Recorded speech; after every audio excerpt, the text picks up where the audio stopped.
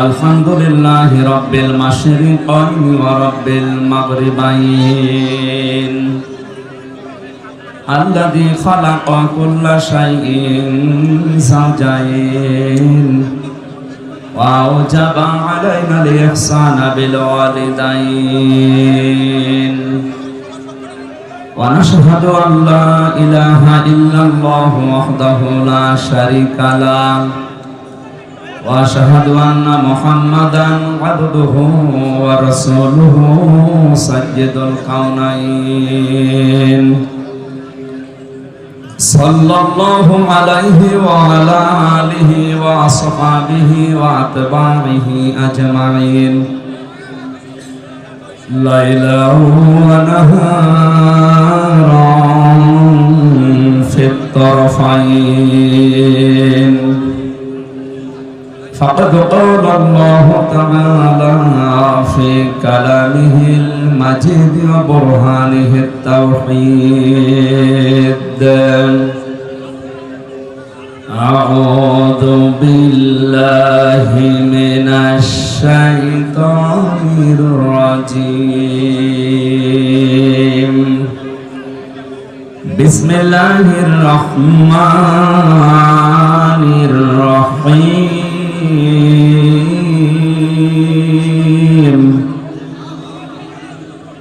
إن قارون كان من قوم موسى فبغى عليهم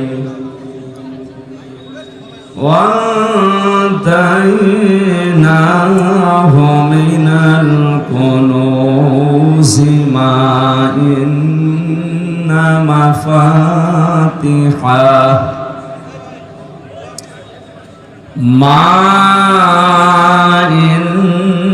مفاتحه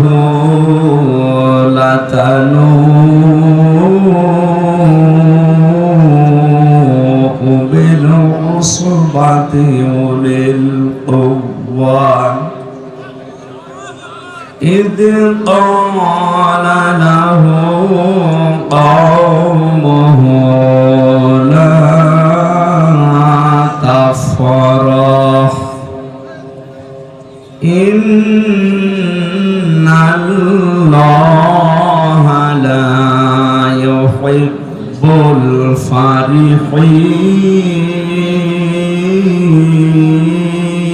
الفرحين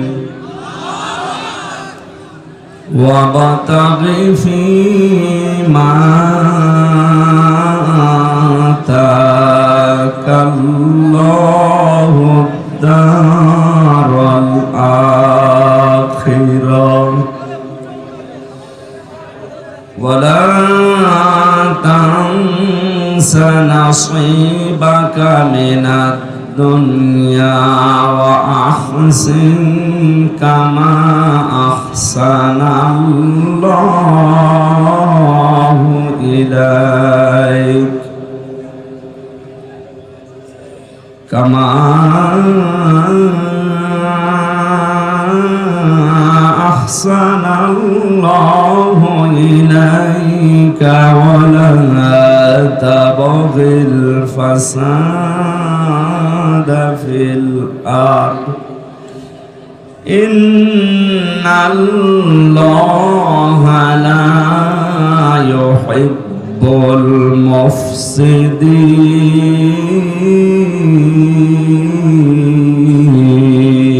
المفسدين صدقت يا ربنا عن أبي هريرة رضي الله تعالى عنه قال قال النبي صلى الله عليه وسلم إن الذي ليس في جوفه شيء من القرآن كالبيت الخريب إلى آخر الحديث رواه ابن ماجه. وقال تعالى في شأن رسوله إن الله وملائكته يصلون على النبي ইয়া আইয়ুহাল্লাযীনা আমানু সাল্লু আলাইহি ওয়া সাল্লিমু তাসলিমা আল্লাহুম্মা সাল্লি আলা সাইয়্যিদিনা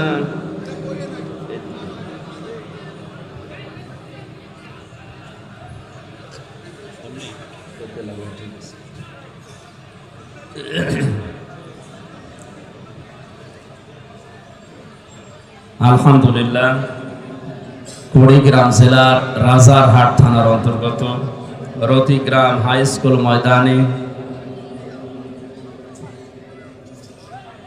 আহ্বানের পঞ্চমতম ঐতিহাসিক তাফসিরুল কোরআন মাহফিলের স্বনামধন্য সভাপতি, অত্র এলাকার সর্বজন শ্রদ্ধাভাজন ব্যক্তিত্ব জনাব হাবিবুল্লাহ সিদ্দিকী পীরজাদা আতাল্লাহু উমরাহু ওয়া বারাকাল্লাহু ফি হায়াতি, বলেন আমিন।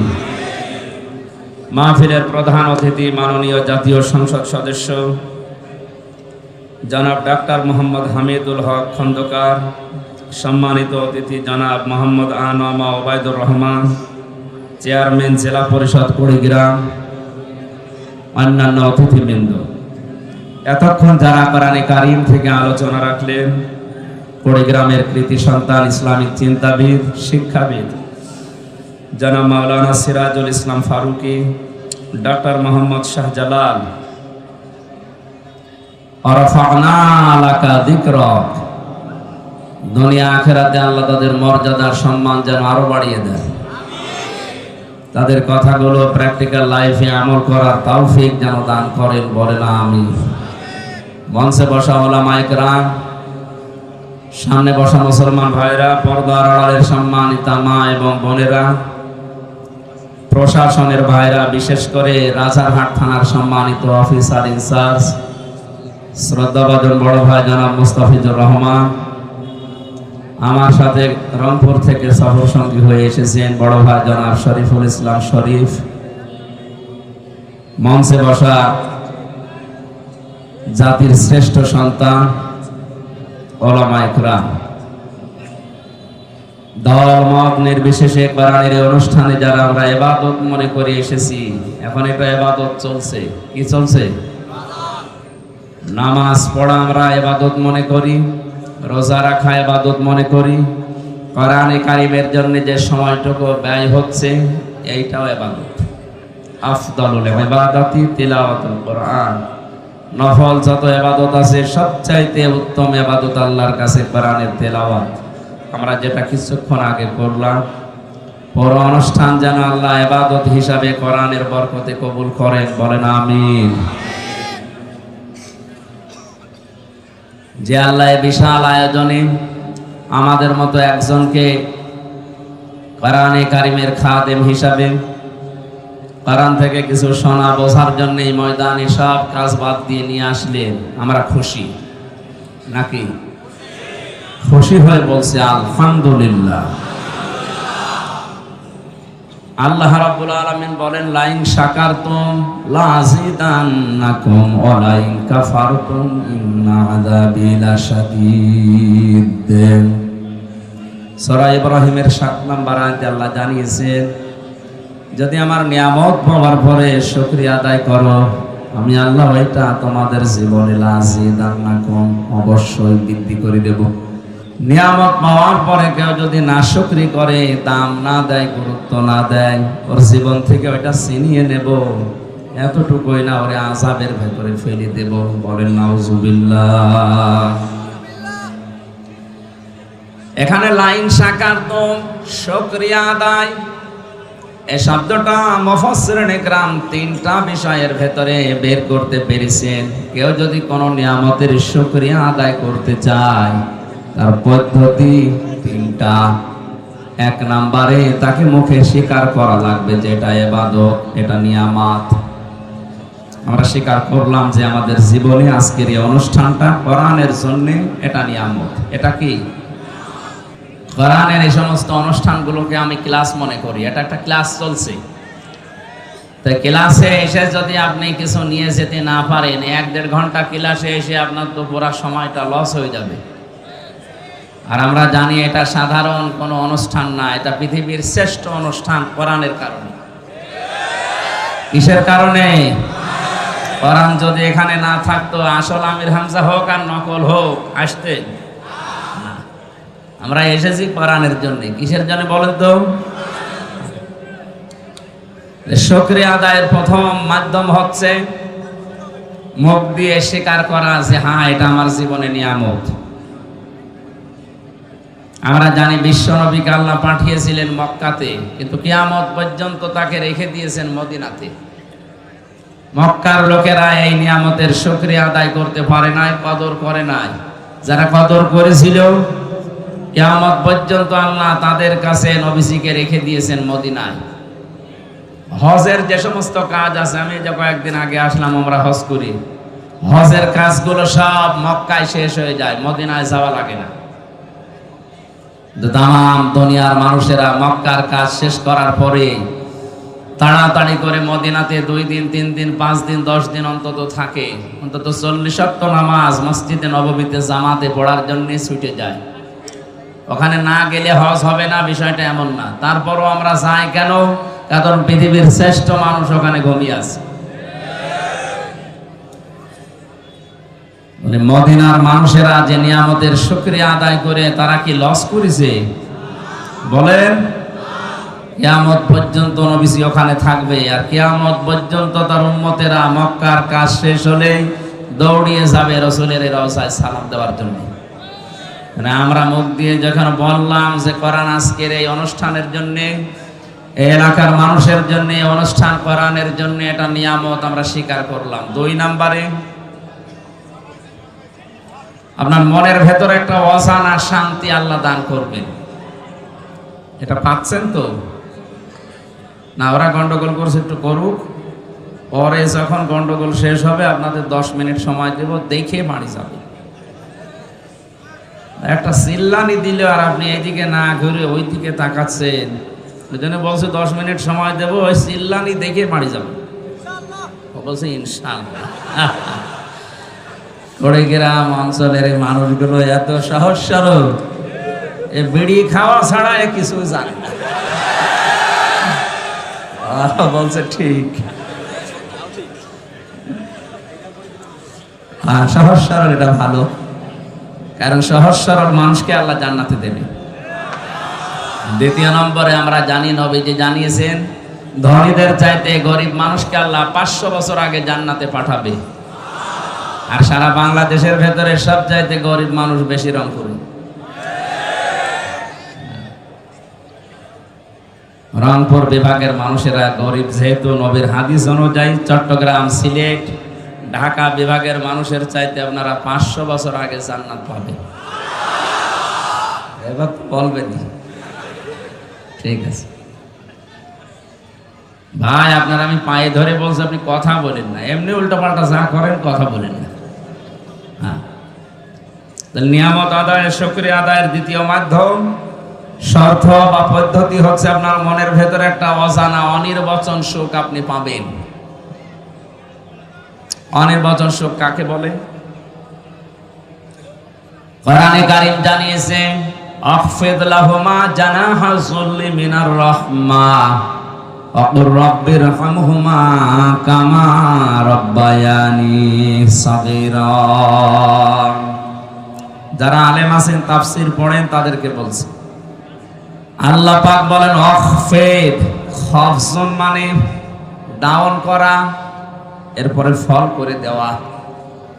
তাম পৃথিবীর সন্তানদেরকে আল্লাহ জানিয়েছেন, পৃথিবীর সন্তানেরা তোমার মা বাবার জন্য তোমার ডানা যে ছায়া হয়, ডানার এই ছায়াটা ডাউন করার পরে ফল করে দিবা। আমরা দেখি মানুষের কোনো ডানা নেই, মানুষের আছে বাহু, হাত। আল্লাহ ইয়াদুন দিতে পারতেন, রাউদুদা দিতে পারতেন। এই শব্দগুলো আল্লাহ কোরআনে না দিয়ে এখানে জানাহন দিয়েছেন যে তোমার ডানার জিল্লুল মানে ছায়া বা নম্রতা। তোর ডানার যে ছায়া হয়, এভাবে ডানা ধরবেন, এই যে নিচে একটা ছায়া পড়ছে, আল্লাহ এই ছায়াকে উদাহরণ হিসাবে আমাদের সাথে সেট করেছেন। তো তোমার হাতের যে ছায়া আছে ডানার, এই ছায়াটা মা বাবার উপরে এভাবে ডাউন করবা, এরপরে ফল করে দিবা। জ্ঞানী মানুষদেরকে আমি লক্ষ্য করার জন্য বলছি, আল্লাহর উদাহরণটা দেখেন, কি একটা চমৎকার উদাহরণ আল্লাহ আমাদের সাথে সেট করলেন। আমাদের যেহেতু ডানা নেই, ডানা আছে পাখির, আল্লাহ পাখির ডানা হাওলাত করে আমাদের লাগিয়ে দিলেন কেন? কারণ আমাদের এই ডানার ভেতরে নরম কিছু নেই, সবই শক্ত। আল্লাহ হেলিকপ্টারের ডানা, এরোপ্লেনের ডানা, এই ডানাগুলো লাগাতে পারতেন, পাখির ডানা দিলেন কেন? কারণ হেলিকপ্টারের ডানা ডাউন হয় কিন্তু ফল হয় না, ফল হলে আর উঠবে না। আর আমাদের ডানার ভেতরে নরম সেরকম কিছু নেই। আল্লাহ পাখির ডানা দিয়েছেন এই কারণে, কারণ এর ভেতরে কিছু পর আছে, পালক আছে, এত সফট, এত নরম, এত কোমল, এত মার্জিত, একটার সাথে আরেকটা যখন লেগে যায়, পাখির এই বাচ্চাগুলো নিচে যখন আশ্রয় নেয়, তখন একটা কিচির মিচির আওয়াজ দেয়। বাংলা ভাষায় একে বলা হয় অনির্বচন আনন্দ। কুড়িগ্রামবাসী এ আলোচনা করে আমি সেমিনারে করি, এ কথাগুলো আপনাদের বুঝে আসছে কিনা আমি জানি না। তাকান কি উদাহরণ আল্লাহ দিয়েছেন, বাচ্চাগুলোর এই কিচির মিচির আওয়াজকে বাংলা ভাষাবিদ দ্বারা বলেছেন এটা অনির্বচন আনন্দ বা সুখ। পাখির এই বাচ্চাগুলো, মুরগির এই বাচ্চাগুলো মায়ের এই ডানার নিচে এই সফট, নরম, কোমল, মোলায়েম এ পাখার নিয়ে আশ্রয় নিয়ে এটাই জানাতে চাই, মা আমাদের উপরে যতই আক্রমণ হোক, পৃথিবীর কেউ আমাদেরকে আর দেখতে পাবে না, আমরা নিরাপদে আছি। এই জন্য এই আওয়াজটা আমরা দিলাম, আমরা আনন্দে আছি। আল্লাহ পাক মানুষকে জানাতে চেয়েছে, হামজা তোর মা বাবা যতদিন দুনিয়ায় বেঁচে থাকে, তারা যেন মনে করে আমার হামজা থাকতে অন্তত আমাদের আর কোনো চিন্তা নেই। কুড়িগ্রামবাসী, আমার মা বাবা, আপনাদের মা বাবা কি এটা এখন মনে করতে পারছে? বলেন না, পারছে না। কয়েকদিন আগে 6 ভাই বোন মিলে বাবার জমি জায়গা সব লিখে নিয়ে বাবাকে রাস্তায় ছেড়ে দিয়েছে। যা, আল্লাহ যে বললেন তোর মা বাবা যেন মনে করে যে হামজা থাকতে অন্তত এ সিরাজ থাকতে আমার আর যেন কোনো চিন্তা ভাবনা করা না লাগে। কই 6টা ভাই বোন, সব হায়ার এডুকেটেড, সব অনার্স মাস্টার্স করা, অথচ বাবার সম্পদগুলো সব নিজের নামে লিখে নিয়ে বাবাকে 95 বছর বয়সে রাস্তায় ফেলে দিয়েছে। যান, আপনারা দরকার নেই। আমি অনির্বচন শোক এই শব্দটা বোঝানোর জন্য কোরআনের আয়াতটা পড়েছিলাম। আপনি নিয়ামতের শুকরিয়া আদায় যদি করতে চান, এটা ফি জিলালিল কোরআনে সাইয়্যিদ কুতুব লিখেছেন, আপনার মনের ভেতরে একটা অজানা শোক আমার আল্লাহ নিজের পক্ষ থেকে দান করবেন। আপনি মনের অজান্তেই দেখবেন চোখ দিয়ে পানি পড়ছে। ওয়াইদা সামিউ মা উনজিলা ইলার রাসূলি তারা আ'য়ুনাহুম তাফিদু মিনাদ দামি মিম্মা আরাফু মিনাল হক ইয়াকুলুনা রাব্বানা আমান্না ফাকতুবনা মা'আশ শাহিদিন। সূরা মায়েদা 7 নাম্বার পারার 1 নাম্বার পৃষ্ঠার 1 নাম্বার লাইনের 83 নাম্বার আয়াত। এটা তাফসীরে হক্কানিতে আছে। আল্লাহ পাক বলেন, নবী আপনি যখন আমার উম্মত, আমার জনগণের সামনে, আমার বান্দাদের সামনে কোরআন তেলাওয়াত করবেন, এই কোরআন বোঝার মতো যাদের অনুধাবন করার মতো শক্তি আছে, যোগ্যতা আছে, এর মর্মবাণীগুলো যারা বুঝবে, আপনি দেখবেন তাদের চোখ দিয়ে মনের অশান্তি পানি পড়ছে। কোরআনের আলোচনা শুনে সবার চোখে পানি আসবে না এমনটা না। আপনি যদি এর মর্মবাণীগুলো বুঝতে পারেন যে আমার মালিক বলতে চায় কি আর আমি করি কি, আপনার বিবেকে যখন নাড়া দেবে, কখন যে আপনি কাঁদতেছেন আপনি নিজেও জানবেন না। তাহলে নিয়ামতের শুকরিয়া আদায়ের দ্বিতীয় পদ্ধতি বুঝলাম, মনের ভেতরে একটা আনন্দ লাগা লাগবে। হ্যাঁ, এটা আমি সহ যারা আছি আমার মনে হয় আমাদের আনন্দ আজকে লাগছে। তিন নম্বরে শুকরিয়া আদায়ের শর্ত, এখান থেকে যেটা শুনবেন এটা আপনার প্র্যাকটিক্যাল লাইফে সেট করবেন।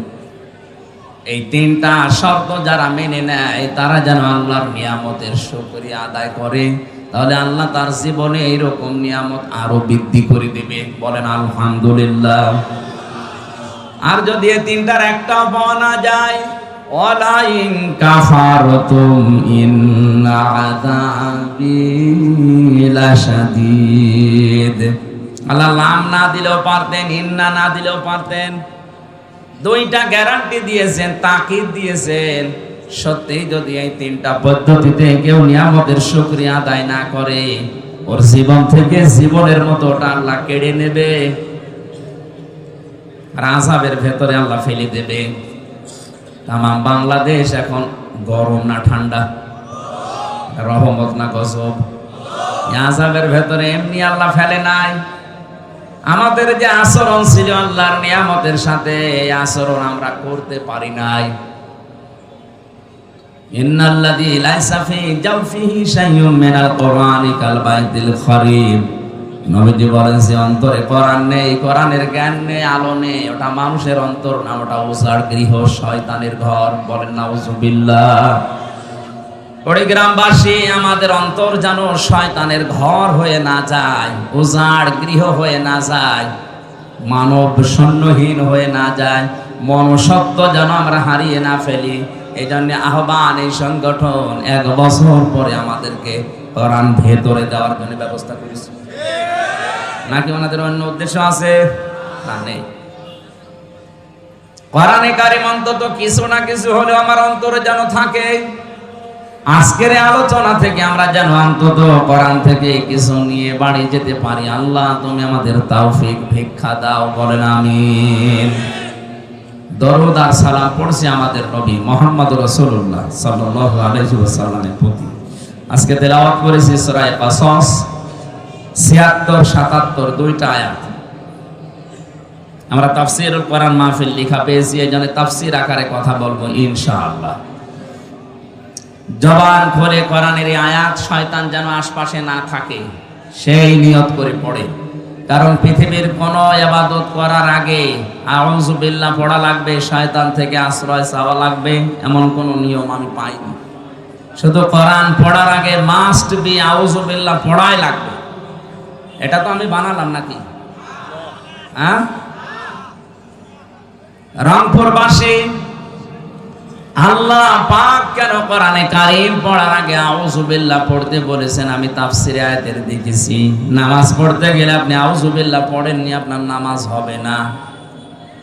হ্যাঁ, হবে, অসুবিধা। রোজা রাখার আগে আউযু বিল্লাহ পড়েননি, আপনার রোজা হবে না। হজ করতে যাবেন, আউযু বিল্লাহ পড়েননি, আপনার হজ হবে না। পৃথিবীর কোন ইবাদতের আগে আউযু বিল্লাহ পড়া লাগবে, এটা মাস্ট বি। নেই। কোরআন পড়ার আগে আউযু বিল্লাহ পড়াই লাগবে, না পড়লে আপনার গুনাহ হবে ওয়াজিব তরক করার। আল্লাহ এই জন্য পড়তে জানিয়েছেন। আল্লাহ ভালোভাবে জানেন পৃথিবীর কোন ইবাদতে শয়তান আমার বান্দাদের এত ধোঁকা দেবে না, কোরআনের কাছে আসতে গেলে যত ধোঁকা খাবে। কোরআন পড়ার আগে যেন শয়তান আপনাকে ধোঁকা দিয়ে বোকা বানাতে না পারে। জবান খুলে পড়েন আউযু বিল্লাহি মিনাশ শাইতানির বিসমিল্লাহির রহমানির রহিম। ইন্না কারুনা কানা মিন কওমি মূসা ফাবাগা আলাইহিম। সাদাকাল্লাহুল আযীম। এই পর্যন্ত থাক। সূরা কাসাস কোন সূরা? কাসাস মানে ঘটনা সমূহ। 88টা আয়াত আছে, 9টা রুকু আছে। হিজরতের আগে নাযিল হয়েছে, এই জন্য এটা মাক্কি সূরা। বিশ্বনবী মুহাম্মদ রাসূলুল্লাহ যেদিন মক্কা থেকে মদিনায় হিজরত করবেন, ওই দিন জুহফা নামক স্থানে বারবার কাবার দিকে তাকাচ্ছিলেন। ডাক দিয়ে বলছিলেন, কাবার মালিক, বড় আশা ছিল কাবার পাশে থেকে এই ঘরের খেদমত করব, কিন্তু এর নিষ্ঠুর সন্তানেরা আমারে থাকতে দিল না, আমি চলে যাচ্ছি। আল্লাহ পাক ঠিক ওই সময় সূরা কসসের 85 নাম্বার আয়াতটা সহ পুরা কসস সূরাটাই ওই জায়গায় নাযিল করেছেন। এখানে কয়েকটা শিক্ষা বের হয়, ভালোভাবে শুনবেন যেহেতু ক্লাস চলছে। কোরআনে কারীম জানাচ্ছে, ইন্নাল্লাযী ফারাদা আলাইকাল কুরআনা লারাদ্দুকা ইলা মারাদ। আল্লাহ পাক বলেন, হে নবী, কাবার দিকে আপনার চাহনি, আপনার আকাঙ্ক্ষা, আপনার তাকানো দেখে আমি বুঝতে পেরেছি কাবার প্রতি আপনার ভালোবাসা। যান, আপনি মদিনায় চলে যান, আপনাকে আমি গ্যারান্টি দিলাম যেখান থেকে পাঠাচ্ছি আবার এই মক্কাতে আপনাকে আমি ফেরত নিয়ে আসবো। জোরে বলেন সুবহানাল্লাহ। এই আয়াত দ্বারা প্রমাণ হয়, কোরআনে কারীমের উপরে থাকতে গিয়ে যদি কেউ কণ্ঠাসা হয়ে যায়, নিজের এলাকায় থাকতে না পারে, যদি হিজরত করাও লাগে, মহান আল্লাহ কোরআনের ইজ্জতে ওই জায়গায় সম্মানের সাথে আবার মৃত্যুর আগে ফেরত নিয়ে আসবেন। লা রাদ্দুকা ইলা মাআদ দিয়েছেন আল্লাহ, লামটা না দিলেও পারতেন। এটা দিয়ে গ্যারান্টি দিয়েছেন কিয়ামত পর্যন্ত এটা শুধু রাসূলের জন্য না, যারা কোরআনের জন্য কষ্ট স্বীকার করবে, জুলুম, নির্যাতন, অত্যাচার, ষড়যন্ত্রের শিকার হবে, বাড়িতে থাকতে পারে না, এলাকায় থাকতে পারে না, দেশেও থাকতে পারে না, এই মানুষগুলোর জন্য সুসংবাদ, আপনাকে আমার আল্লাহ এলাকাতে মরণের আগে নিয়ে যাবেন বাদশাহীর সম্মান দিয়ে।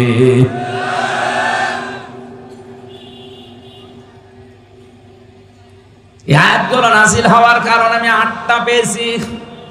তাফসিরে ফি জিলালিল কোরআনে 8টা ভাগে সূরা কসসকে ভাগ করেছে মুফাসসির। আমরা যেখান থেকে পড়েছি এখানে মাত্র একটা ইঙ্গিত দেওয়া আছে শুধু। খুব খেয়াল করে শোনেন, নবী যখন প্রচার করছিলেন কোরআনে কারীম, ওই সময় তাকে মেরে ফেলার জন্য একটা সিদ্ধান্ত নেওয়া হয়েছিল। দারুন নদওয়ার এই বৈঠকে, তার মানে আবু জেহেলের ওই সময় সংসদ ছিল দারুন নদওয়া। এই সংসদ ভবনে আবু জেহেল 24 জন তার পার্লামেন্টের যে সদস্য আছে তাদেরকে নিয়ে বসে তড়ি ঘড়ি করে সিদ্ধান্ত নিচ্ছিল মুহাম্মদ রাসূলুল্লাহর ব্যাপারে। সিরিয়া থেকে এক মুরব্বির সুরত নিয়ে শয়তান নিজে ওই বৈঠকে হাজির। এক একজন এক একটা পরামর্শ যখন দিচ্ছিল, খুব ভালো করে মেলাবেন কিন্তু, বিভিন্ন পরামর্শ যখন দেয়, কেউ বলে আবার ওনাকে জেলখানায় পাঠিয়ে দেন, 3 বছর তো বন্দী অবস্থায় ছিল। যেই বলে জেলখানায় আবার পাঠিয়ে দেন, ওই যে মুরব্বি, দাড়ি বড় বড়, জোব্বা গায়ে দিয়ে, পাগড়ে মাথায় দিয়ে, হাতে তসবিহ নিয়ে এক কোনায় বসে আছে, এ মুরব্বি বারবার ভেটো দেয়, কি করবেন ওরে জেলখানায় দিয়ে? 3 বছর রাখার পরে দেখলেন না ওর জনপ্রিয়তা আরো বেড়ে গেছে। ওরা বলছে ঠিক আছে, তাহলে এটাই হবে না, আর কি করা যায়? আরেকজন পরামর্শ দিচ্ছে, এক কাজ করেন, দেশ থেকে তাড়িয়ে দেন। সবাই প্রায় ওইদিকে রাজি রাজি। হঠাৎ ওই মুরব্বি ভেটো দিয়েছে, না, তাড়িয়ে দিয়ে করবেন কি? ও বাইরের দেশে যে দল পাকাবে। সবাই এবার ঘুরে তাকাচ্ছে, কি গো, কোন মুরব্বি তুমি? তোমারে তো দেখি নাই। বলে, তোমরা মুরব্বির কথা শোনো, যে দেখবা। পরিচয় দেয়নি, কারণ এই শয়তান পৃথিবীতে 2 বার মানুষের সুরত নিয়ে আবু জেহেলকে ধোঁকা দিয়েছিল। একবার বদরের ময়দানে সুরাকার সুরত দিয়ে ধোঁকা দিয়েছিল, যে চিন্তা নেই আমি এসে গেছি। আর একবার এই যে দারুন নদওয়ার বৈঠকে এসে ধোঁকা দিচ্ছে। ডাক দিয়ে বলে, মুরব্বির কথা যদি তোমরা মেনে নিতে পারো, আমি একটা পরামর্শ দিতে পারি। সবাই ঘুরে তাকিয়েছে, হ্যাঁ বলেন। আমার মনে হয় পৃথিবীতে এখনো এরকম মুরব্বির সুরত নিয়ে অনেকেই ধোঁকা দিচ্ছে।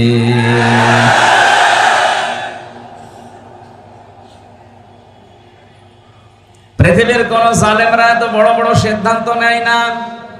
কিন্তু আলেম নামে কিছু জালেম বড় বড় পাগড়ে নিয়ে জব্বা নিয়ে সিরিয়ারে এই শয়তানের সুরত নিয়ে এসে এমন এমন তাক লাগায়, ঢাক দেয়, শেষে জালেমরা পর্যন্ত দিক দাঁড়া হারিয়ে ফেলে।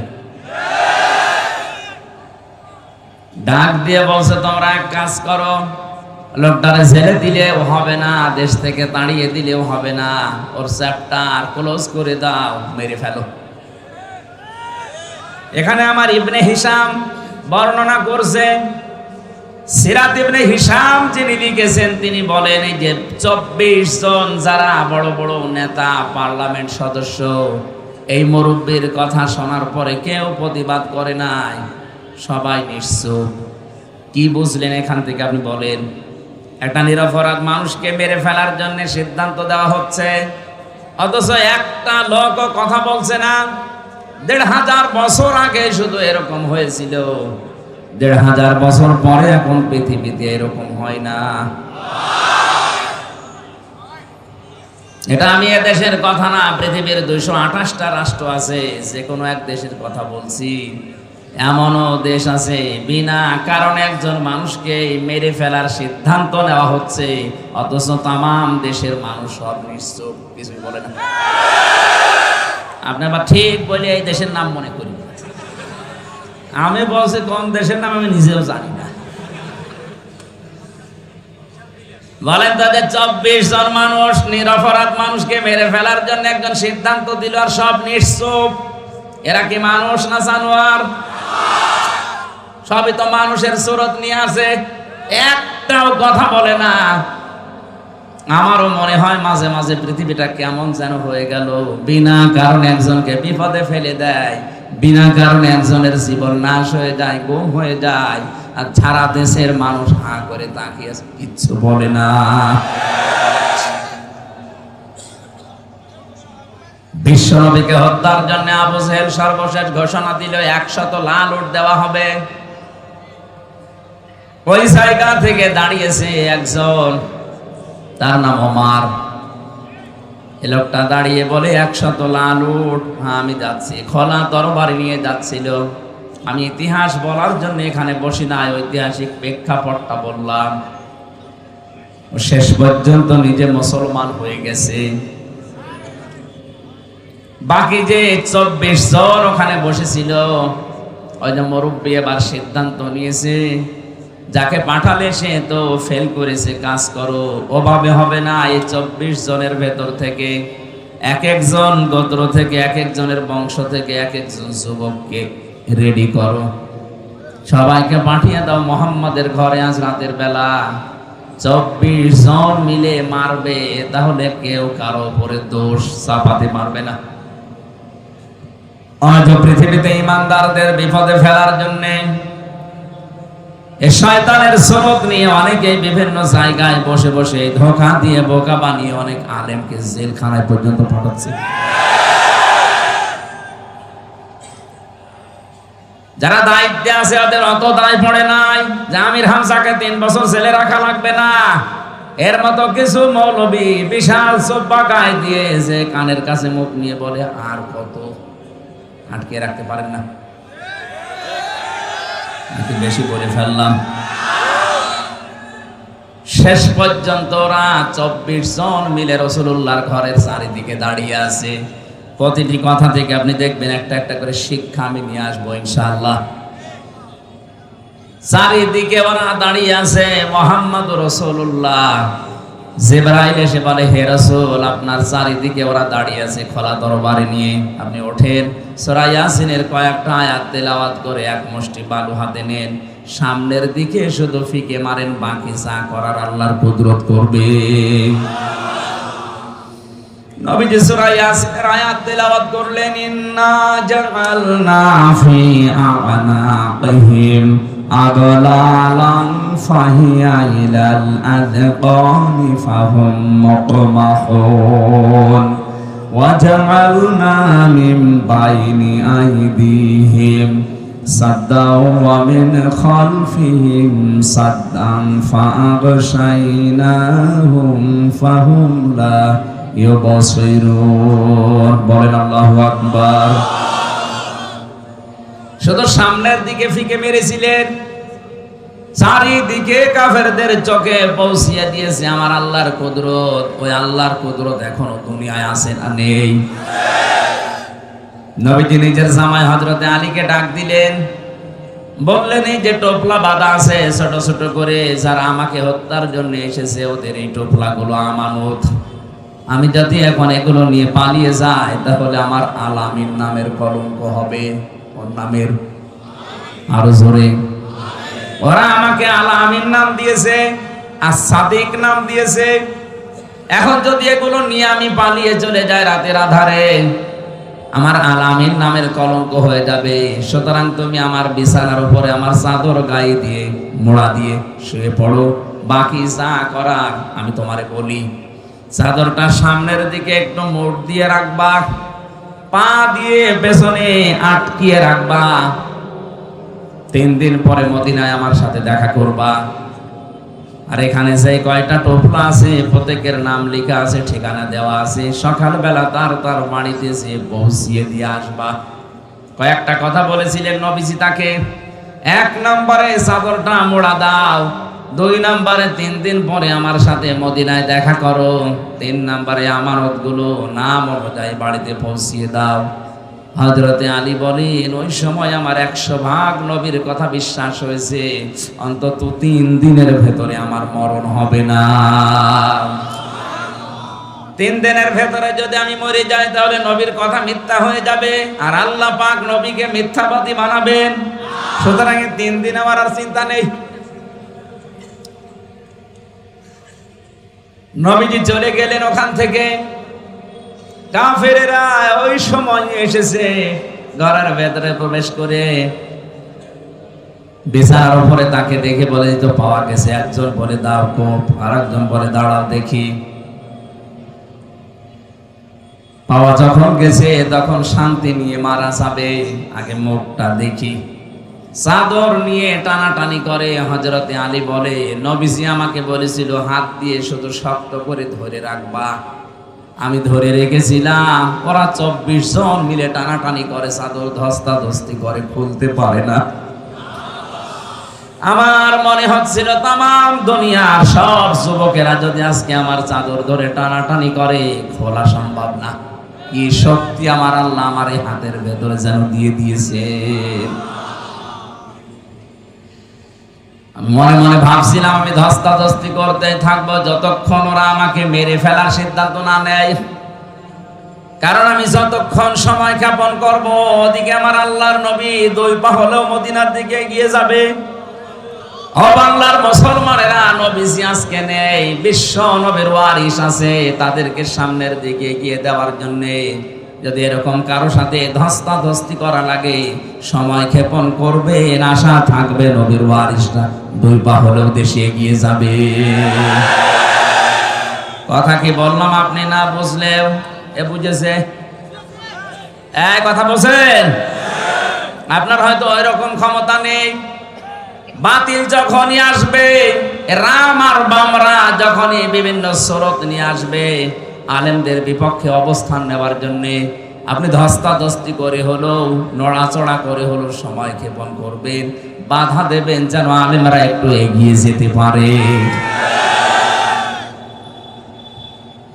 হযরতে আলী বলেন যখন ওরা আমাকে মেরে ফেলার সিদ্ধান্ত নিয়ে ফেলেছে যে না আর দরকার নেই, তখন আমি ছেড়ে দিলাম।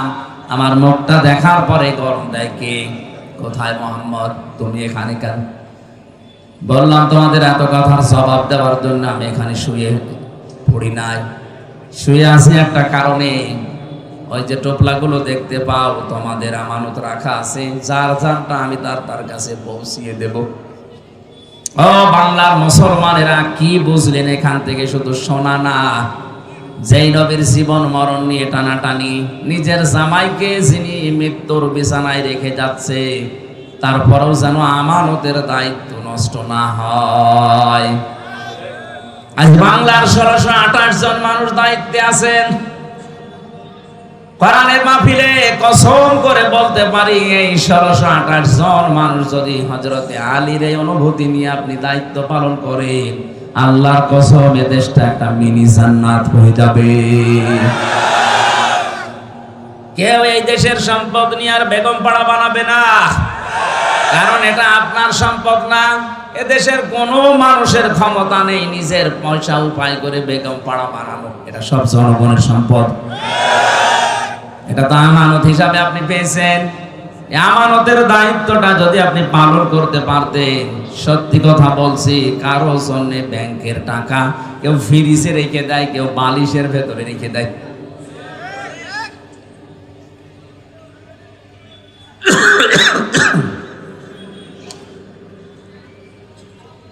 হযরতে আলী বলেন, প্রত্যেকের কাছে আমি এভাবে পৌঁছিয়ে দিচ্ছিলাম আমার মনে দৃঢ় বিশ্বাসে যে আমি 3 দিনের ভেতরে আমার কোনো মরণ হবে না।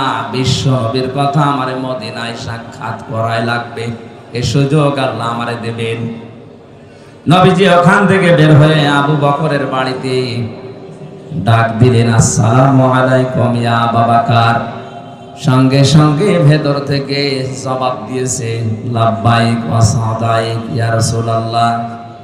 নবীজি বলেন, আবু বকর, আমি তো খুব জোরে ডাক দেই নাই, মৃদু স্বরে একটা আওয়াজ দিলাম, তুমি জলদি করে দরজা খুলে দিলে, গভীর রজনীতে ঘুমাওনি।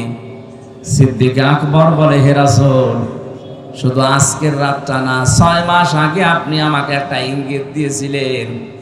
দেখতে দেখতে সবাই তো চলে গেল আবু বকর, কোন দিন জানি আমারও হিজরত করা লাগে, যদি আমি হিজরত করি তোমার সাথে নিতে পারি। আপনি বলেন না যে নেব, শুধু পারি বলেছিলেন। ওই দিন থেকে শুরু করে আমি 2টা বিষয় লক্ষ্য করে রেখেছি। 2টা উট আমি কিনে এক ইহুদির কাছে লালন পালন করতে দিয়েছি। 2 নাম্বার, ওই দিন আমি নিজে আমার টোপলা বেঁধে দরজার সাথে পেট লাগিয়ে আছি, কখন আল্লাহর নবী আমার একটা ডাক দেয়। 6টা মাস আমি ঘুমিয়েছি শুধু হেলান দিয়ে দরজার সাথে। বাংলার মুসলমানেরা, আমাদেরও তো নবীর আদর্শ মানতে গিয়ে এরকমই কষ্ট স্বীকার করা লাগছে।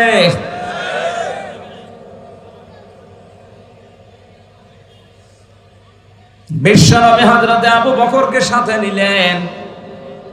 বাড়ি থেকে যেদিকে যাওয়ার কথা ওই দিকে না দিয়ে উল্টা দিকে আরম্ভ করলেন। নিজের সন্তান আব্দুর রহমানকে দিয়ে ওই ইহুদিকে খবর দিয়ে বললেন, 2টা উট নিয়ে আসো। 2টা উট নিয়ে তারা গেলেন। গাড়ে সূর, যেখানে 3.5 কিলোমিটার প্রায় আমি নিজে উঠেছিলাম। মুহাম্মদুর রাসূলুল্লাহ ওখানে যে 3 দিন অবস্থান নিয়েছিলেন। আল্লাহ রাব্বুল আলামিন বলেন, আমার নবীকে আমি সাহায্য করেছি, শুধু ওই সময় না, কিয়ামত পর্যন্ত যে সাহায্য করব তার প্রমাণ আমি আল্লাহ রেখে দিয়েছি। ওই জায়গায় যে বাবলা গাছটা কাঠ হয়ে ওই গর্তের মুখে সঙ্গে সঙ্গে কবুতর এসে বাসা বেঁধেছে, মাকড়সা জাল বিছিয়েছে। হযরতে আবু বকরকে নবীজি বললেন, ক্লান্ত হয়ে গেছি সারা রাত হাঁটতে হাঁটতে, পাটা একটু বিছিয়ে দাও, তোমার উপরে মাথা দিয়ে আমি একটু ঘুমিয়ে যাই। তিনি বললেন, হে রাসূল, আপনি দাঁড়ান, পাহাড়ি এলাকা সাপ বিচ্ছু থাকতে পারে। নিজের বিভিন্ন কাপড় যেগুলো ছিল ছিঁড়ে ছিঁড়ে বিভিন্ন গর্তের ভেতরে দিয়ে মুখ বন্ধ করলেন, আর একটা গর্ত বন্ধ হয়নি। হযরতে আবু বকর বলেন, আমার পা দিয়ে গর্তের মুখে পা দিয়ে আমি বন্ধ করে রেখেছি। 1000 বছর একটা সাপ এখানে বসে আছে, 1000 বছর। ও তাওরাত কিতাবে শুনেছিল, মুসা আলাইহিস সালাম তাকে তেলাওয়াত করে নাকি শুনিয়েছিল যে এই রাস্তা দিয়ে শেষ নবী মুহাম্মদুর রাসূলুল্লাহ হিজরত করে যাবেন, এই জায়গায় আশ্রয় নিলেও নিতে পারেন। ওই দিন থেকে এই সর্পটা মুহাম্মদুর রাসূলুল্লাহকে এক নজর দেখার জন্য 1000 বছর ওয়েট করছে। আমি সুবহানাল্লাহ আলহামদুলিল্লাহ বলার জন্য না, এখান থেকে একটা শিক্ষা পেয়েছি। একটা বিষধর সাপ যদি 1000 বছর গর্তের ভেতরে এত কষ্ট করে নবী মুহাম্মদুর রাসূলুল্লাহকে দেখার জন্য ওয়েট করতে পারে, 53 বছর হয়ে গেল, একটা বারের জন্য আমাদের মনে কি আফসোস আসে না? মুহাম্মদুর রাসূলুল্লাহ যেভাবে 10 বছর রাষ্ট্র দিয়ে কোরআন দিয়ে রাষ্ট্র চালিয়েছিলেন, আমরা একটু চালিয়ে দেখি। কত মানুষ তো চালালো, 53 বছর দেখলাম, কাঙ্ক্ষিত মানের শান্তি তো আমরা পেলাম না। এখন শুধু দেখতে বাকি আছে, কোরআন দিয়ে রেস্টা চললে কেমন দেখা যায় এটা দেখতে বাকি আছে। মুসাফির অবস্থায়, মাজলুম অবস্থায়, অসুস্থ অবস্থায় দোয়া করছে লক্ষ মানুষ নিয়ে, মাবুদ কোরআন দিয়ে দেশ চললে কেমন দেখা যায়, মরণের আগে অন্তত হলো একবার তুমি আমাদেরকে দেখা। সব বিভিন্ন জায়গায় যেখানে যায় দেখে গর্তের মুখ বন্ধ। এখানে বারবার টোকা দিয়েছিল কিন্তু পা উনি সরাতে চাননি, এজন্য দিয়েছেন সবর। হযরতে আবু বকর বিষের যন্ত্রণায় তার শরীর পর্যন্ত হলুদ হয়ে গেছে। বিশ্বনবী মুহাম্মদ রাসূলুল্লাহর ঘুমন্ত অবস্থায় তার চোখের পানি পড়েছে। ঘুম থেকে উঠে বললেন, কি কাঁদো কেন? বাড়ির কথা মনে পড়েছে। হযরতে আবু বকর বলে, হে রাসূল, যেদিন আপনার প্রতি ঈমান এনেছি ওই দিন তামাম পৃথিবীর চাইতে আপনাকে আমি ভালোবাসি বেশি। সাপে আমার কামড় দিয়েছে, যন্ত্রণায় আমার কলিজা পর্যন্ত, রক্ত পর্যন্ত জ্বলছে, কিন্তু আপনি ঘুমিয়ে আছেন, ডিস্টার্ব হবে জন্য কিছু বলতে পারি নাই। নবীজি মুখের লালা দিয়ে ওই জায়গায় লাগালেন, সঙ্গে সঙ্গে যন্ত্রণা বন্ধ হয়ে গেল। ডাক দিয়ে বলে, আবু বকর আমাকে আগে জানালে না, তাহলে এই কষ্টটা পেতে না। সিদ্দিক আকবর বলে, হে রাসূল, এটা তো রক্ত জ্বলছিল, আমি যদি মারাও যেতাম মুহাম্মদ রাসূলুল্লাহ আলাম করছিলেন তার আরামে আমি বিঘ্ন ঘটাতে পারতাম না। আল্লাহ বলেন, এভাবে যদি আমার রাসূলকে ভালোবাসতে পারো কি করব জানো? ইন কুনতুম তুহিব্বুনাল্লাহ ফাত্তাবিউনি ইউহিব্বুকুমুল্লাহ ওয়া ইয়াগফির লাকুম যুনুবাকুম আল্লাহু গফুরুর রহিম। এইভাবে করে যদি তোমরা আমার রাসূলকে ভালোবাসা দিতে পারো, আমি আল্লাহ বলছি জীবনের যত অপরাধ আছে সবগুলো আমি আল্লাহ মাফ করে দেব। সিদ্দিক আকবর কি ভেবেছিলেন যে আমার রক্ত জ্বলছে, কলিজা জ্বলছে, জীবনও যদি চলে যায় রাসূলের আরামে আমি বিঘ্ন ঘটাবো না। আজ বিশ্বনবী মুহাম্মদ রাসূলুল্লাহ মদিনায় ঘুমিয়ে আছে, তার আদর্শকে যদি এই দেশে কেউ ভুলণ্ঠিত করে, তার আদর্শকে গালি দেয়, অপছন্দ করে, আমাদের জীবন চলে গেলে হলেও এর বিরুদ্ধে কথা বলা দরকার। গত কয়েকদিন আগে গালি দিয়েছে লালমনিরহাটে, কি এই যে কি কোন জেলা যেন, দিনাজপুরের কাহারোল এক অমুসলিম, আমি নাম নিলাম না, উনি মুহাম্মদ রাসূলুল্লাহকে শেষ পর্যন্ত গালি দিয়ে ফেলেছে। আহ্বান জানাবো, নবীজি কিন্তু আমাদের কাছে কলিজার চাইতেও দামি। আপনি আর যাই করেন, কোরআন আর নবী এই দুইটা নিয়ে উল্টা পাল্টা কিছু বলবেন না, শেষে অঘটন ঘটে যাবে, সামাল দিতে পারবেন না। আমাদের পুঁজি তো এতটুকু, আমল দিয়ে জান্নাতে যাওয়ার মতো যোগ্যতা আমাদের নেই। আমরা যদি একটু ভালোবাসাও দেখাতে পারি, কিয়ামতে যেন আল্লাহ এইটার ওসিলা আবু বকরের সাথে একটু আমাদেরকে তোলেন, বলেন আমিন। বের হলেন ওখান থেকে, কিছু দূর যান, পায়ের যে সাপগুলো পড়তে থাকে, হযরত আবু বকর পায়ের সাপগুলো ছেঁচড় দিতে দিতে মুছতে মুছতে যান। নবীজি বলেন, তুমি পা ছেঁচড় দাও কেন? সিদ্দিক আকবর বলে, হে রাসূল, আবু জেহেল যদিও আপনি নাম দিয়েছেন, ও লোকটা কিন্তু আবুল হাকাম, বুদ্ধির পিতা। ওর এত বুদ্ধি, এত জ্ঞান, মানুষের পায়ের ছাপ দিকে বলে দিতে পারে যে কার ছেলে, কোন বংশের ছেলে, কখন হেঁটে গেছে। আমরা যেভাবে যাচ্ছি সকাল বেলায় তো আমাদেরকে খুঁজতে বের হবে, পায়ের ছাপ দেখে দেখে আমাদেরকে ধরে ফেলতে পারে। এজন্য আমি পা ছেঁচড় দিয়ে ওই জায়গা, ওই দাগগুলো আমি মুছতে মুছতে যাচ্ছি। বিশ্বনবী মুহাম্মদ রাসূলুল্লাহ ওখান থেকে জোহফা নামক জায়গা পর্যন্ত যে আর কাবা শরীফ দেখতে পাচ্ছিলেন না। তখন মনের দুঃখ নিয়ে এই কথাগুলো বলেছিলেন, মাবুদ, কাবা তো আর দেখা যায় না, আমি তো যেতে মনে চাই না, শুধু তোমার আদেশ পালন করার জন্য আমি হিজরত করছি। আল্লাহ সময় সূরা কাসাসের 88টা আয়াত এক জায়গায় নাযিল করেছিলেন। আমার ঐতিহাসিক প্রেক্ষাপট বলার কারণ হচ্ছে, হযরত মুসা আলাইহিস সালামের জীবনী দিয়ে আল্লাহ আয়াত শুরু করেছিলেন সূরা কসস, আর শেষ করলেন কারুনের জীবনী দিয়ে। আমার প্রশ্ন হচ্ছে, মুহাম্মদুর রাসূলুল্লাহর হিজরতের ঘটনাকে আমার আল্লাহ না উল্লেখ করে মুসা নবী, ফেরাউন, কারুন এদের কথা পুরা কসস সূরার ভেতরে দিলেন কেন? আর আমি যেখান থেকে পড়েছি এখানে কারুনের জীবনী থেকে শুরু। আয়াতের প্রেক্ষাপটের সাথে বাস্তবতায় আয়াত নাযিল করা মিলছে না।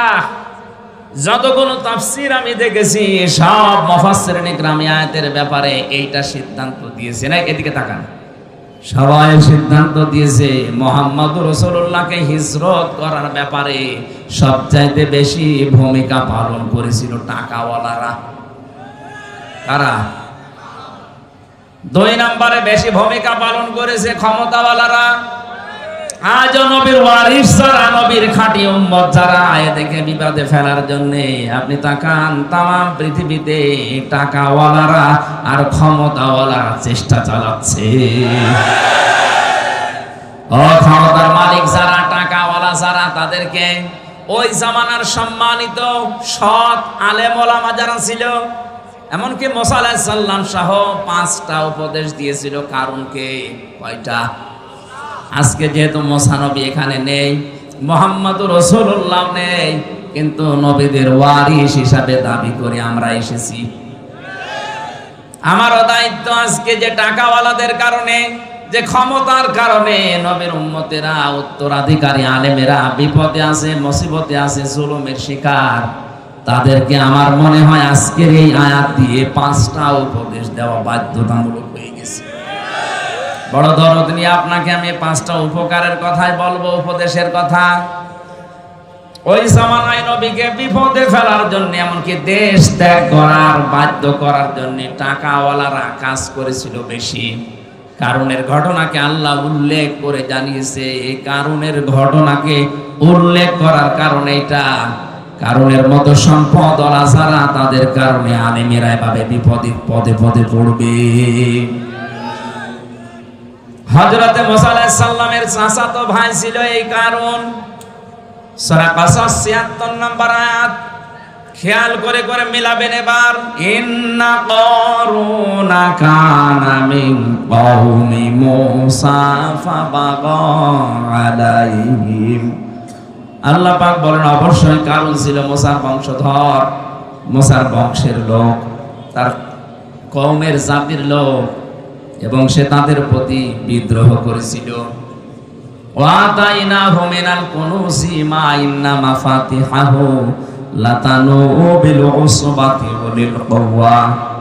আমি কারুনকে এত সম্পদের মালিক বানিয়েছিলাম, একদল শক্তিশালী যুবক তার সম্পদের শুধু চাবি বহন করার জন্য লাগতো। কুড়িগ্রামবাসী, এখান থেকে একটা শিক্ষা নেওয়া যায়। চাবি বহন করতে যদি একদল শক্তিশালী যুবক লাগে, তালা বহন করার জন্য কত দল লাগবে বলেন? কারণ 20টা চাবি মিলে একটা তালার সমান হয় না। কথা বলেন না কেন? তালা যদি এত হয়, তাহলে সিন্ধুক, বাক্স, ব্যাংক ব্যালেন্স কত ছিল, আরে ব্যাংকে সম্পদ কত ছিল, মাথায় ধরবে না। আল্লাহ রাব্বুল আলামিন বলেন, ওই সময় কারুনকে ওই জাতির লোকেরা 5টা বিষয় উপদেশ দিয়েছিল, বিশেষ করে যারা সৎ সম্মানিত আলেম ওলামা তারা। আজও জাতির ভেতরে যারা টাকাওয়ালা মানুষ আছে, আপনার টাকা কোন কাজে ব্যয় হচ্ছে, আপনাকে আমি কোরআনে কারীম দিয়ে 5টা বিষয় উপদেশ দিচ্ছি, ভালো করে মিলাবেন। ওই সময় আলেমরা কারুনকে ডাক দিয়ে বলেছিল, ইয ক্বালা লাহু কওমুহু লা তাফরাহ। আনন্দ করো না বেশি। আজ টাকাওয়ালাদের আনন্দ আছে না নেই? কথা বলা লাগবে। আপনি দেখেন, এই দেশে ইসলাম বিরোধী যত কাজ, সব কিছুর মূলে টাকাওয়ালারা, আর পেছন দরজা দিয়ে নাড়াচাড়া দেয় ক্ষমতাওয়ালারা। এমন এমন গানের অনুষ্ঠান দিয়েছে যেটার দ্বারা আল্লাহর আরশ পর্যন্ত কেঁপে যায়। যেই সমাজে বিশৃঙ্খলা অশ্লীলতা বেড়ে যায়, মহান আল্লাহ সেখানে নতুন নতুন করে গজব নাযিল করেন। তার ভেতরে অন্যতম এই তাপদাহ। আপনি মনে করছেন এটা আল্লাহ এমনি দিয়েছে?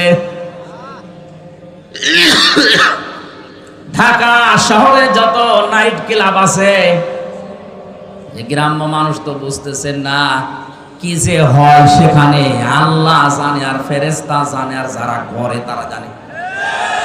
মানুষ যে এত নিচে নামতে পারে, 4-5 জন মিলে একাধারে ধর্ষণ করছে, আর একজন করে ভিডিও করছে, দেখছে। এটা কোনো পশুর দ্বারা সম্ভব না। অশ্লীলতা, জেনা, ব্যভিচার, ধর্ষণ যখন সমাজে বেড়ে যায়, মহান আল্লাহ 27টা গজব ওই দেশে নাযিল করে। কোরআনে কারীম জানিয়েছে, যাহারাল ফাসাদু ফিল বাররি ওয়াল বাহরি বিমা কাসাবাত আইদিন নাস লিয়ুযিকাহুম বা'দাল্লাযী আমিলু লা'আল্লাহুম ইয়ারজিউন। যারা স্থলে যে বিপদ আপদ গুলো, যে তাপদাহ চলছে, হঠাৎ বৃষ্টি বন্ধ হয়ে গেছে, দুনিয়া গরম করে ফেলেছি, আমি আল্লাহ এটা এমনি এমনি করি না, তোদের হাতের কামাইয়ের ফসল এটা। আমি আল্লাহ চাই এই তীব্র আযাব দিয়ে তোরা যেন আমি আল্লাহর দিকে তওবা করে ফিরে আসিস। আপনি দেখেন পৃথিবীর ময়দানে যারা সবচাইতে বেশি উচ্ছৃঙ্খল, বিশেষ করে জেনা ব্যভিচারের লাইনে, আল্লাহ তাদেরকে ধরেছে। এই যে দুবাই, এক কথা বলেন না, বিমানবন্দর পর্যন্ত ভাসিয়ে দিয়েছে।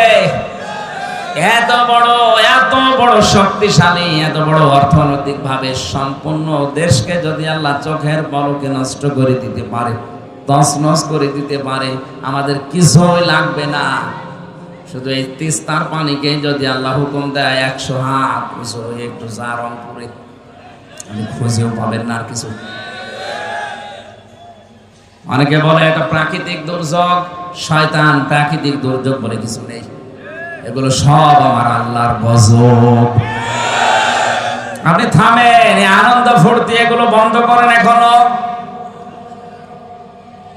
আজ বিভিন্ন নাম দিয়ে দিবস বানিয়ে বানিয়ে যেটা আনন্দ করছেন, একটা কোরআনের সাথে হাদিসের সাথে মিলছে না। আর এই আনন্দ আপনি করবেন ইসলামের সীমার ভেতরে থেকে। এমনকি আজকে ঈদুল আযহা, ঈদুল ফিতরকেও মানুষ এমন আনন্দের জায়গায় নিয়ে গেছে যেখানে কোরআনের নিয়ম নেই। ঈদুল আযহা, ঈদুল ফিতরের শিক্ষা কি ছিল? আগে ত্যাগ, এরপরে ভোগ। কথা বলেন না কেন? 1 মাস রোজা রেখে আপনি আনন্দে খাবেন, লাফাবেন না। আগে সাদকা দেন, আগে ফিতর দেন। ওইটা দিয়ে গরিব মানুষেরা সেমাই কিনবে, চিনি কিনবে, খাবার কিনবে, ওর বাচ্চারা আনন্দ করবে, উল্লাস করবে, খুশি হবে। ওইটা দেখে আপনি খুশি হবেন। আপনি আগে শুধু খাবেন, আবার হবে না। ঈদুল আযহাতেও তা, কুরবানি জবাই করে নিজে আগে খেয়ে মরবেন না, আগে জবাই করে গোশত গরিবকে দিয়ে আসেন। গরিব মানুষেরা খাবে, আনন্দ করবে, হাসবে, ওদের হাসি দেখে এরপরে আপনি খাবার খাবেন।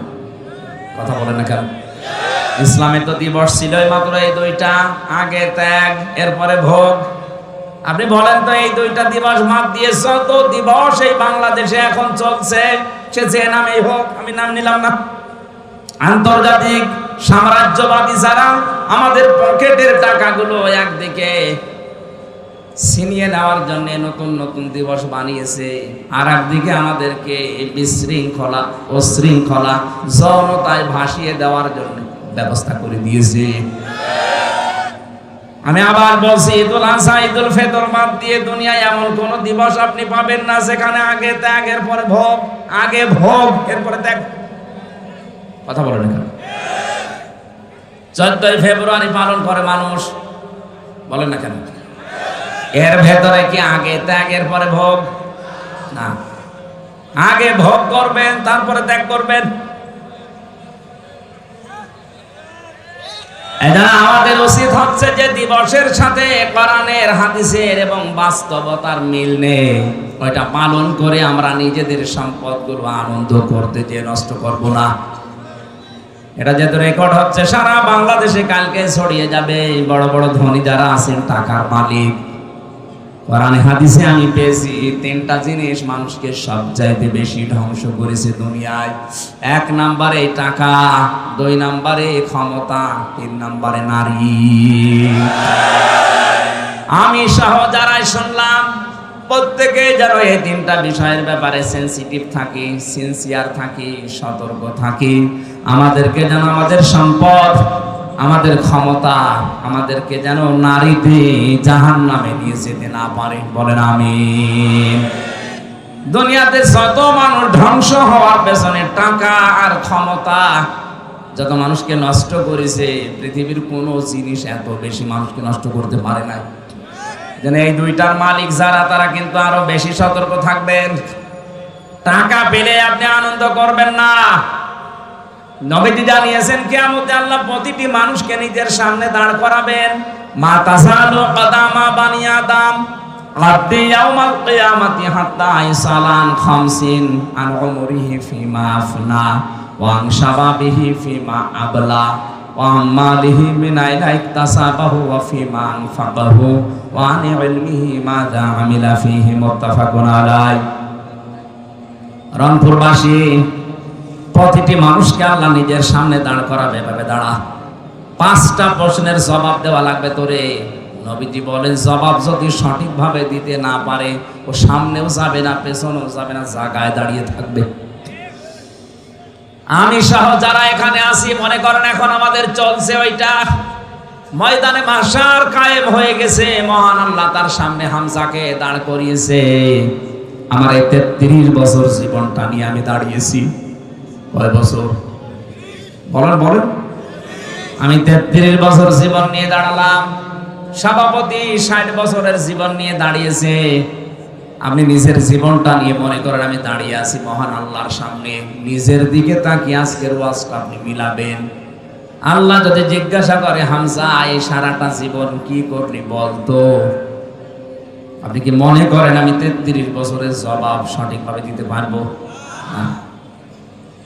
আমি একা থাকলে আমার মাঝে মাঝে মনে হয় আল্লাহ পাক যদি বলে হামজা কিয়ামতের ময়দানে 2024 সালের এপ্রিল মাসের 30 তারিখ পর্যন্ত করে মাফ করে দিলাম, শুধু মে মাসের 1 থেকে এই যে 5 তারিখ, আজকে 1 থেকে 4 তারিখে 4 দিনের হিসাব দিয়ে তুই জান্নাতে চলে যা। আমার তো এই 4 দিনের হিসাব সঠিকভাবে দেওয়া সম্ভব না। আপনারা পারবেন না? আপনারা এখানে শব্দটা ছিল আন উমরিহি ফিমা আফনা। 4 দিন না 4 বছর না, পুরা জীবনের হিসাব আল্লাহ পুঙ্খানুপুঙ্খানু। সুম্মা লাতুসআলুন্না ইয়াউমাইদিন আনিন নাঈম। প্রতিটি নিয়ামতের সঠিক জবাব আপনার কাছ থেকে নেবে।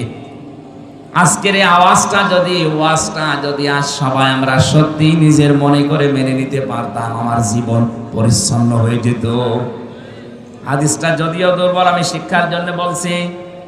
খলিফাতুল মুসলিমিন হযরত ওমর ইন্তেকালের 12 বছর পর তার সন্তান আব্দুল্লাহ স্বপ্নে দেখলেন বাবা যেন সুন্দর কাপড় পরে ভেজা নিয়ে গোসল করে আসতেছে বাড়ির দিকে। ডাক দিয়ে বলে, বাবা কোথায় ছিলেন? 12 বছর আপনাকে আমি দেখি নাই। হযরত ওমর বলে, সন্তান আমার, 12টা বছর দুনিয়ার জীবন আমি ছেড়েছি। এই 12 বছর মহান আল্লাহর কাছে আমার জীবনের হিসাব দিচ্ছিলাম। শেষ পর্যন্ত মহান আল্লাহ আমাকে মাফ করে দিয়েছে। আমি সেদিন পঞ্চগড়ে একটা মাহফিল ছিল, ঠাকুরগাঁও রানী শঙ্কর। ওখানে বিচার ব্যবস্থার উপরে কথা বলতে গিয়ে বলেছিলাম, মহান রব্বুল ইজ্জাত কিয়ামতে যে বিচার ব্যবস্থা সাজাবেন, 3টা পদ্ধতিতে আল্লাহ বিচার করবেন। কয়টা? বলেন বলেন। আল্লাহর বিচার ব্যবস্থায় কোনো অবিচারের লেশ মাত্র নেই। আছে? না না। আল্লাহর বিচার ব্যবস্থায় ন্যায় বিচার করলে কেউ বাঁচবে না, সবাই ধরা খাবে। তাহলে অবিচার তো নেই, ন্যায় বিচার করলেও কেউ বাঁচবে না। কি করবে উনি? একটা রাস্তা খোলা আছে, মহান আল্লাহ যদি অবিচার, তো আমরা বিশ্বাস করি যে আল্লাহ অবিচার করবে না, ন্যায় বিচার করলেও ধরা খাবো। 3 নাম্বার একটা পথ খোলা আছে, মহান আল্লাহ যদি দয়া করে মাফ করে দেয় তাহলে আপনি জান্নাত পাবেন। হযরত ওমর বলে, সন্তান আমার 12টা বছর মহান রব্বুল ইজ্জাত আমার জীবনের ছোটখাটো বিষয়গুলো জিজ্ঞাসা করছিলেন, আমিও যেভাবে জবাব দিচ্ছিলাম।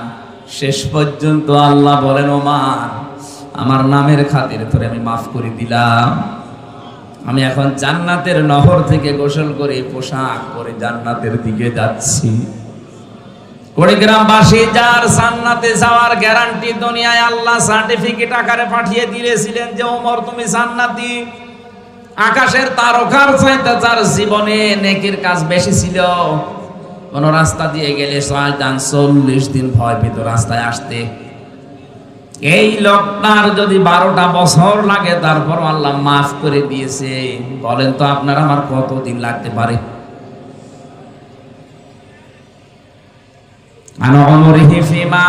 কি করে কাটালি সারাটা জীবন বল আমার সামনে দাঁড়িয়ে। 2 নম্বরে তোকে একটা যৌবন কাল দিয়েছিলাম 15 থেকে 45, এই যৌবন কালটা কি করে কাটিয়েছিস বল। আমার মনে হয় এই প্রশ্নের জবাবে 100 জনের 98 জন ধরা খাবে। কথা বলেন না কেন? আরো যেন ধরা খায় সেই ব্যবস্থা অনেকে ষড়যন্ত্র করে দিচ্ছে। নয়তো শিক্ষা ব্যবস্থায় কোরআনে কারিম বাদ দিয়ে কেন আজে বাজে জিনিস ঢোকানো হবে? শরীফ থেকে শরীফা হওয়ার গল্প দিয়েছেন আপনি, আপনাকে বাস্তবতা বোঝেন ওটা কি হচ্ছে। ওটা যদি শুধুমাত্র সিলেবাস পর্যন্ত থাকতো, কসম আল্লাহর আপনাকে আমি সতর্ক করার জন্য কিচ্ছু বলতাম না। কিন্তু বিষয়টা এমন জায়গায় 10 বছর পরে গড়াবে। সকালবেলা আপনি বলেন যে আমি শরীফ, বিকালে বলছেন না আমার কেমন যেন শরীফা লাগছে। আরে ভাই, আল্লাহ যাকে যে জাতি বানিয়েছে কিয়ামত পর্যন্ত চেষ্টা করেও তাকে নারীকে আপনি পুরুষ বানাতে পারবেন না, কারণ সে মেশিং পত্রই তো নেই। কথা বলছেন না? আপনি নিজেই বলছেন না আমার কেমন যেন লাগছে, আমি এখন আর শরীফ নেই, আমি শরীফা হয়ে গেছি। আপনি শরীফা হয়ে গেছেন আমি মানলাম, তো শরীফা হয়ে গেছি এই কথা বলে আপনি স্থির থাকবেন? বিকালেই তো বলবেন আমি যেহেতু শরীফা আমারে তাহলে মহিলা হোস্টেলে সিট দেন। সিট নিয়ে কি করবেন? ওখানে আমার মেয়ে আছে, আমার বোন আছে, আমার ফুফু আছে। এক কথা বলছেন না? আপনি মাল যতই বলেন আমি শরীফা, আপনি আসলে কি? এক কথা বলেন না কেন? ওখানে যে আমার মেয়ে, আমার ফুফু, আমার বোন আছে, আপনি ঠিক থাকবেন? একজন বলছে হুজুর যুবক যুবতী এক জায়গায় ঘুমানো জায়েজ আছে কিন্তু তো ঘুমাবে না। ঘুমাবে? আপনি শরীফ থেকে শরীফা হয়ে ঘুমাবেন? সেটা আমার সামনে আমার মেয়ে যারো সন্তান পেটে নিয়ে ঘুরবে, আমি কিছু বলতে পারবো না। আমাদের যৌবন বয়সের হিসাব যেন দিতে না পারি। অনেকে শিক্ষা ব্যবস্থায় উল্টা পাল্টা জিনিস ঢুকি আমাদের নষ্ট করার পায়তারা করছে। আমি নিচে নামলাম না, এরপরেও যদি বলেন হুজুর আমি কিছুই বুঝি না, এদিকে আসেন, ঝোড়ে কোদাল দিয়ে বোঝাচ্ছে আপনারে।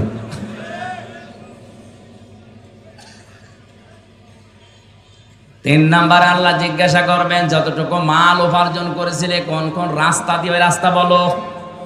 আজ বাংলার দায়িত্বশীলদেরকে বলছি, সম্পদ যারা উপার্জন করছেন রাস্তাটা ঠিক করেন। বৈধ পথে ইনকাম করে রংপুর শহরে কেউ 15 তলা 20 তলা বিল্ডিং বানানো কিয়ামতের আগে সম্ভব না। আর আপনার বিল্ডিং এর কোনো হিসাব নেই। কয় টাকা বেতন আপনার বলেন তো দেখি? হিসাবটা খুব খেয়াল করে আপনি কোন জায়গা থেকে টাকাগুলো নিচ্ছেন। এমন এমন ব্যবস্থা আমরা করে দিয়েছি আজকে কোর্টের ইট পর্যন্ত এখন আমাদের কাছে টাকা চাই। আমার এই 2টা মামলা আমার একেবারে সর্বশান্ত করে দিল কোর্টে। এখন কুষ্টিয়া থেকে ঢাকা কোর্টে গেলে কোর্টের ইটও বলে হুজুর এটা দিয়ে যান। আপনি রংপুর কোর্টে যাবেন, কুড়িগ্রামের কোর্টে যাবেন, এই এলাকার কোর্টে মনে হয় চাই না। টাকা উপায় করতে নিষেধ নেই, কিন্তু রাস্তাটা একটু খেয়াল রাখবেন। আজকে রংপুর শহরে আমার শেষ কথা ছিল এটা, পৃথিবীর ময়দানে যারা অবৈধভাবে ইনকাম করছেন, আপনার বিবেক মেনে নিচ্ছে না, তারপরও আপনি ইনকাম করছেন, দুইটা ক্ষতি হবে আপনার। এক নম্বরে অবৈধ সম্পদ আপনি দুনিয়ায় ভোগ করে যেতে পারবেন না। দুই নম্বরে মরণের পরে ওই অবৈধ সম্পদগুলো আপনার ছেলে মেয়ে, আপনার স্ত্রী, আপনার দলের লোক আরো অবৈধ কাজে ব্যয় করবে। আপনি কবরে বসে বসে ফ্ল্যাক্সি লোড হয়ে বিকাশ হয়ে পেয়ে যাবেন। যদি বলেন হুজুর আমার বিকাশ নাম্বার খোলা নেই, এমনি খুলে যাবে। বিকাশ খোলা লাগবে? যে সম্পদ উপার্জনের ব্যাপারে খুব সেনসিটিভ থাকা লাগবে। কি দরকার আপনার, কত টাকা লাগে একটা মানুষের জীবন চলতে? 4 নম্বরে আল্লাহ বলবেন টাকা কোথায় কোথায় খরচ করলি বল। গানের অনুষ্ঠান দিলে যেখানে উলঙ্গ নাচ হয়, 500 টাকা চাইলে 5000 টাকা বের করে দেন। কোরআন শিক্ষা দেওয়া হবে, কোরআন প্রচার করা হবে, 20 টাকা চাইলে 2 টাকা দাও, সিড়া চলে না ওইটা দেখ। লান তানালুল বিররা হাত্তা তুনফিকু মিম্মা তুহিব্বুন। আল্লাহ পাক বলেন অতক্ষণ পর্যন্ত নেকি পাবা না যতক্ষণ তোমার মহব্বতের জিনিস আমি আল্লাহর জন্য না দেবে। এজন্য সম্পদ উপার্জন করা এবং কোথায় কোথায় খরচ করছে যেখানে সেখানে আনন্দের জন্য দিয়ে দিলেই হবে না। সম্পদওয়ালারা এখানে একটু খেয়াল করে দেবেন। 5 নম্বরে যতটুকু জানতে তার উপরে কতটুকু মানতে, এইটা বলো। সম্পদওয়ালাদের প্রতি আমার প্রধান উপদেশ, 1 নম্বরে আপনি আনন্দ করবেন কিন্তু ইসলামের ভেতরে থেকে। 2 নম্বরে আল্লাহ পাক বলেন অবতাগি ফিমা আতাকাল্লাহু দারাল আখিরাহ। ও বাংলাদেশের সম্পদওয়ালারা, টাকা পয়সা আল্লাহ দিয়েছে, এটা নিয়ামত মনে করে আখিরাতের ঘর তৈরি করেন। আমি আকিস গ্রুপে চাকরি করতাম, এদেশের 3 নাম্বার ধনী তারা। আমি যতদিন ছিলাম আমার ওই মালিককে আমি মাঝে মাঝে বলতাম, আপনাকে আল্লাহ বহু টাকা দিয়েছে, কত টাকা আছে আপনি নিচেও জানেন না। কাজ করেন, এই টাকাগুলো দিয়ে আখিরাতের ঘর তৈরি করেন, কাজে লাগবে।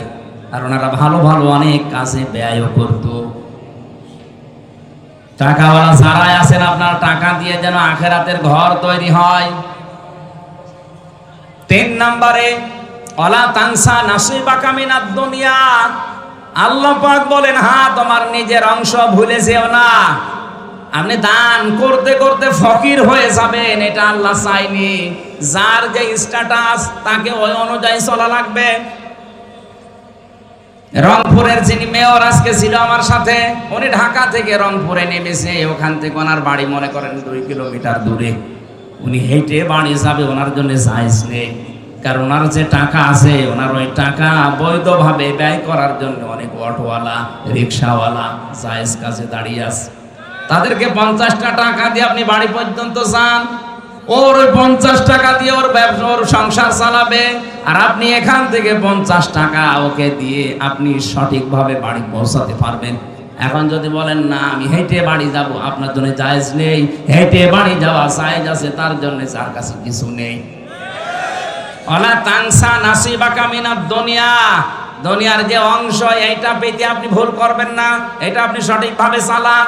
তাহলে এখান থেকে শিক্ষা কি? যার যে স্ট্যাটাস, যার যে যোগ্যতা, যার যে জায়গা, ওই জায়গায় সে যেন সঠিকভাবে চলে। আমি আমির হামজা, আমারে আল্লাহ যা দিয়েছে, আমার বাবারে যা দিয়েছে, আমি যদি এখন 20 টাকা গজের কাপড় পরি, আমার জন্য জায়েজ নেই।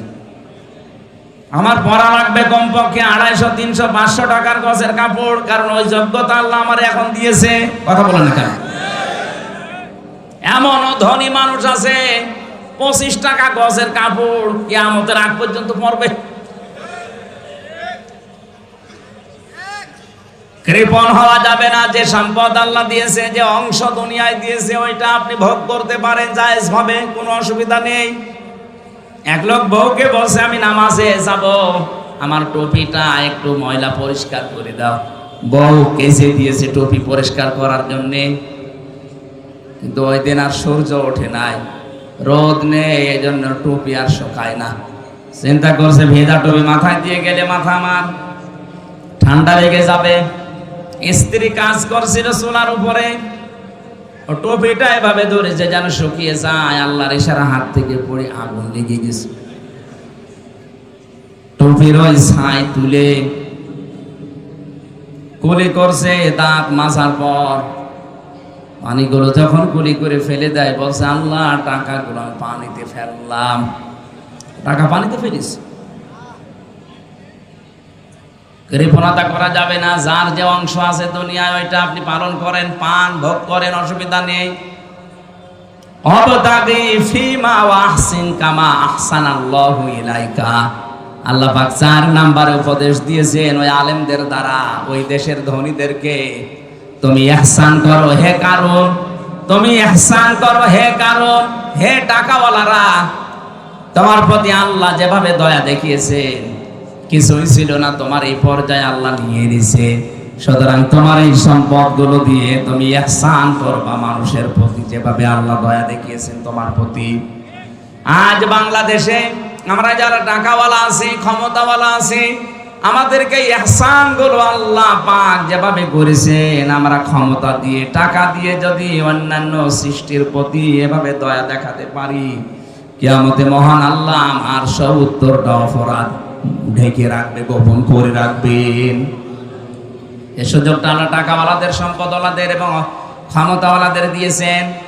এটা পেলে আপনি একেবারে মন মতো যা ইচ্ছা তাই করবেন না। যারা বিভিন্ন দায়িত্বে আছেন, সম্পদের, ক্ষমতার, বিভিন্ন পাওয়ারের এই জায়গায় আপনি থেকে মানুষের প্রতি ইহসান করে নিজের প্রতি ইহসান আল্লাহর তরফ থেকে বাড়িয়ে নেন, এটা সুযোগ আছে। একটা মানুষের অপরাধ যদি আপনি জানা শোনার পরেও যেভাবে হোক গোপন করে তারে বাঁচিয়ে দিতে পারেন, মহান আল্লাহ কিয়ামতে আপনার 70টা দোষ গোপন করে বাঁচিয়ে দেবেন। বলেন আমিন। অবতাগি ফিমা ওয়ালা তানসিন কামা আহসানাল্লাহু ইলাইকা ওয়ালা তাবগিল ফাসাদা ফিল আরদ। জমিনে বিশৃঙ্খলা তৈরি করা যাবে না। আমরা দেখছি এই দেশে যত বিশৃঙ্খলা করার জন্য চেষ্টা চালাচ্ছে, পেছনে সব টাকাওয়ালাদের অবদান। আপনার টাকা দিয়ে যেন কোনো বিশৃঙ্খল কাজ না হয়, উশৃঙ্খল কাজ না হয়, এটা আপনি হিসাব করে দুনিয়া চলবেন। ইন্নাল্লাহা লা ইউহিব্বুল মুফসিদিন। কোন সন্ত্রাসীকে আমার আল্লাহ পছন্দ করে না, ভালোবাসে না। এখানে সন্ত্রাস যারা সৃষ্টি করছেন, বাংলাদেশ তো ভালোই ঠান্ডা হয়ে গেছে, ভালোই চলছে, হঠাৎ এই দেশটাকে গরম করার জন্য যারা উঠে পড়ে লেগেছেন তারা থামেন। কারণ যারা বিশৃঙ্খলা করে, সন্ত্রাস তৈরি করে, মানুষের ভেতরে ত্রাস সৃষ্টি করতে চায়, তাদেরকে আল্লাহ পছন্দ করে না। আল্লাহ যদি কাউকে পছন্দ না করে জান্নাত দিবেন? বলেন বলেন। আল্লাহ আমাকে সহ যারা এসেছি এই 5টা উপদেশ, বিশেষ করে ক্ষমতাওয়ালা, টাকাওয়ালাদেরকে মেনে নেওয়ার তৌফিক দেন। বলেন আমিন। প্রচন্ড গরমে এই আয়াত শেষ পর্যন্ত আমি আর যাচ্ছি না, এখনো প্রায় 8টা না 9টা কারণের পরবর্তী আয়াতে আছে। আমি জেলখানায় থাকতে যে 2টা বই লিখেছিলাম, নারী এবং পুরুষের উপরে দাম্পত্য জীবন নিয়ে, এখানে আছে কিনা জানি না, ওই যে গেটে সাদা গাড়িতে পাওয়া যাবে, নিয়ে আপনার স্ত্রীকে, আপনার মেয়েকে, মাকে, বোনকে, ফুফুকে উপহার দেবেন। পারিবারিক জীবনের দাম্পত্য কলহ দূর হবে আমি আশা করছি। সম্মানিত মা বোনেরা, পরকীয়া প্রেমে যারা আছেন, বইটা কিনে আপনার স্বামীকে, আপনার ভাইকে, আপনার বন্ধুকে উপহার দেন, কাজে লাগবে।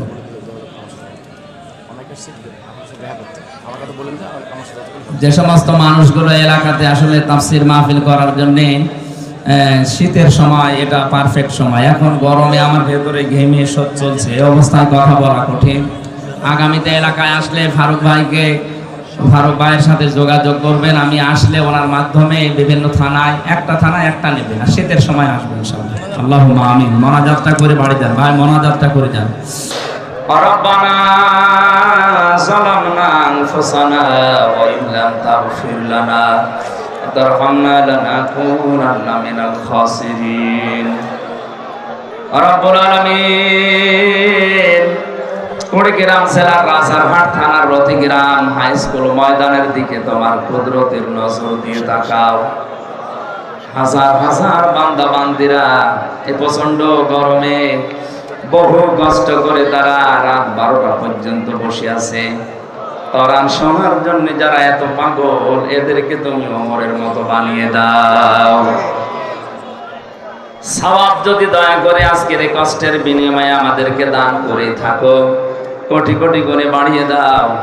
কিয়ামতে যিনি আমাদের জন্য সুপারিশ করবে, ওই নবীর রওজায় আল্লাহ তুমি পৌঁছাও। দুনিয়ার মাটির নিচে যারাই ঘুমিয়ে আছে আল্লাহ, এই মানুষগুলোর জন্য অনেকে আজ দোয়া করে না। তাফসীর মাহফিলে সবার জন্য দোয়া করছি, আল্লাহ তাদের কবরগুলো জান্নাত বানিয়ে দাও।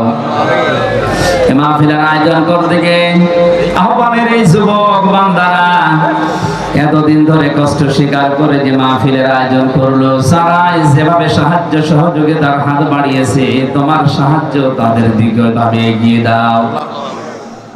এ জেলার ডিসি, এসপি, টিওনো, বিশেষ করে থানার সম্মানিত ওসি, আমার মোস্তাফিজ ভাই সহ পুলিশ সদস্য ভাইরা যারা বিশাল আয়োজনে শ্রম দিয়েছে, আল্লাহ তুমি তাদের শ্রমকে আজকে ইবাদত হিসাবে কবুল করে নাও। বাংলার প্রশাসনের উপরে তোমার রহমত নাজিল করো। 24 ঘন্টা যারা ডিউটি পালন করে জানমাল ইজ্জত আবরু হেফাজতের জন্য এত কষ্ট যারা স্বীকার করে, তাদেরকে তুমি সুস্থ রাখো। নিজেদের মা বাবা, স্ত্রী, সন্তান বিভিন্ন জায়গায় রেখে যারা বাংলার বিভিন্ন প্রান্তে কঠিন দায়িত্বটা পালন করে যাচ্ছে, প্রশাসনের উপরে মেহেরবানি করে তোমার খাস রহমত ঢেলে দাও। তাদের পরিবারস্থ লোকদেরকে আল্লাহ তুমি দেখে রাখো। তাদের সন্তানাদি, স্ত্রী পুত্র যেগুলো দিয়েছে সহি সালামতে রাখো। রোগ শোক থেকে তাদেরকে বাঁচাও। বিশেষ করে আজকের এই ময়দানে যারা দায়িত্ব পালন করলো, আল্লাহ এই মানুষগুলোকে তুমি ইবাদত হিসাবে মেনে নাও। আহ্বানের যে যুবক বান্দারা এতদিন পর্যন্ত কষ্ট স্বীকার করেছে, আল্লাহ যুবকদেরকে যে মা পেটে নিল, মায়ের পেট তুমি খাদিজার মতো বানিয়ে দাও। শাওন ভাই, রেজওয়ান ভাই সহ নাম না জানা শত যুবক চেষ্টা চালিয়েছে। এই মাহফিল যার মাধ্যমে এসেছি, আমার সিরাজুল ভাই সহ প্রত্যেকটি আলেমকে আলেমের মতো কবুল করে নাও। মা বোনদেরকে পর্দায় থাকার তৌফিক দাও। সম্মানিতা মা বোনদেরকে খাদিজার মতো, আয়েশার মতো বানিয়ে দাও। আল্লাহ আমার শরীফ ভাই এসেছে, শরীফ ভাইকে তুমি মাফ করে দাও। কখন কার মরণ চলে আসে জানি না। আল্লাহুম্মা ইন্নী আসআলুকা শাহাদাতান ফি সাবিলিক ওয়াজআল মাউতি ফি বালাদি রাসূলিক। এদেশের দায়িত্ব যাদেরকে দিয়েছো, প্রধানমন্ত্রী শেখ হাসিনা থেকে শুরু করে যারা দায়িত্বে আছে, আল্লাহ ওমরের মতো সততা তাদের দিয়ে দাও। দেশটা কোরআন দিয়ে চললে কেমন দেখা যায় আজ পর্যন্ত দেখতে পারলাম না। মুসাফির অবস্থায় দোয়া করছি, আল্লাহ মজলুম অবস্থায় আছি, এটা তুমি কবুল করো, যেন দেখতে পারি কোরআন দিয়ে দেশটা চলছে। বারাকাল্লাহু লানা ওয়া লাকুম ফিল কোরআনিল আযীম। রংপুর বিভাগের মাঠের নিচে যারা ঘুমিয়ে আছে, এদেরকে কোরআনের ইজ্জতে মাফ করে দাও। এই রাজারহাট রতি গ্রাম এলাকায় যত মানুষ ব্যবসা বাণিজ্য করে, এদের ব্যবসা বাণিজ্যে বরকত দাও। রংপুর বিভাগের মানুষেরা বড় অভাবী, আল্লাহ এদের অভাব দূর করে দাও। এদের স্বভাব তুমি ভালো বানিয়ে দাও। যখনই মরণ আসবে, আমি সহ যত মানুষ এখানে হাজির হয়েছি, প্রত্যেকের মুখ দিয়ে যেন তোমার এই কালেমাটা সারি আর সারি হয়ে যায়, লা ইলাহা ইল্লাল্লাহু মুহাম্মাদুর রাসূলুল্লাহ।